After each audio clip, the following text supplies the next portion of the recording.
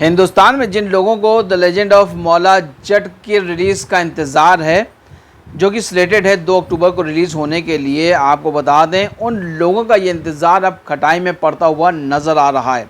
हम इसलिए कह रहे हैं क्योंकि जैसे ही इस फिल्म की रिलीज़ डेट तय पाई जाने लगी, वैसे ही राजनीति जो है वो गरमाने लगी। राजनीति जो है उसको एक अच्छा मौका मिल गया कि हिंदुस्तान पाकिस्तान हिंदू मुस्लिम करने का, और इसी के चलते अब राजनीति जो है वो अपने चरम सीमा पर चढ़ती हुई नज़र आ रही है film the legend of Maula Jatt को लेकर।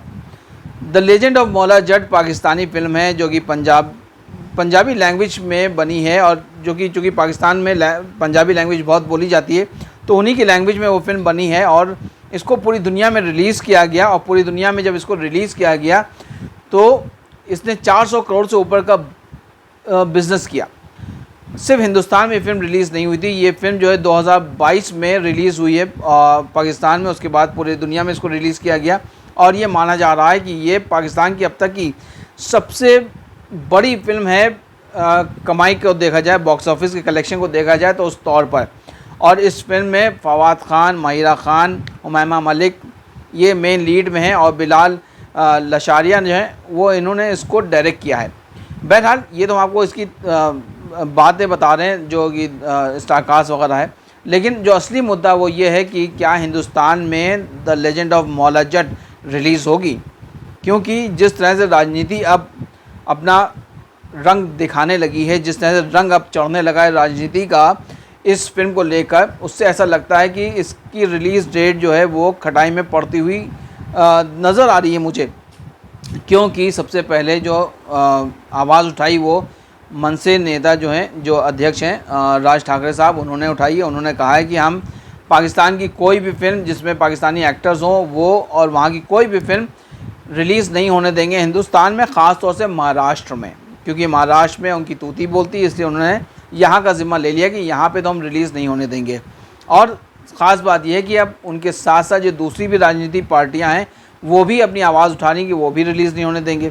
तो जब अगर राजनीति अगर इतनी गरमाएगी, और सभी जानते हैं कि कोई भी कंट्री होती है वहाँ पर राजनीति जो होती है उसी का बोलबाला होता है। और आपको बता दें कि राज ठाकरे साहब ने जो है, जब शाहरुख खान की फ़िल्म आई थी माय नेम इज़ खान, तो उस टाइम पे भी राज ठाकरे साहब ने ये कहा था कि मैं इस फिल्म को रिलीज़ नहीं होने दूंगा। लेकिन चूंकि उस टाइम पे सरकार जो थी उसने उस फिल्म को सपोर्ट किया था और रिलीज़ कर दी गई थी फिल्म, भले ही थिएटर जो थे वो छावनी में बदल गए थे। मैंने देखा था कि वहाँ पे बाकायदा पीएससी की बड़ी गाड़ियाँ खड़ी हुई थी, और उस बीच जो है उस फिल्म को रिलीज़ किया गया था, जिसकी वजह से फ़िल्म के कलेक्शन पर बहुत असर पड़ा था। तो अब वही हाल इस फिल्म के साथ भी होने वाला है।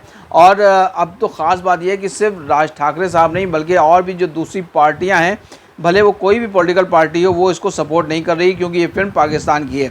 और जिस तरह से रिलेशन पाकिस्तान के साथ चल रहे हैं, उस लिहाज से इस फिल्म को रिलीज़ ना करने के लिए सभी ने एक मुहिम छेड़ दी कि अब इस फिल्म को यहाँ पर रिलीज़ नहीं करना चाहिए।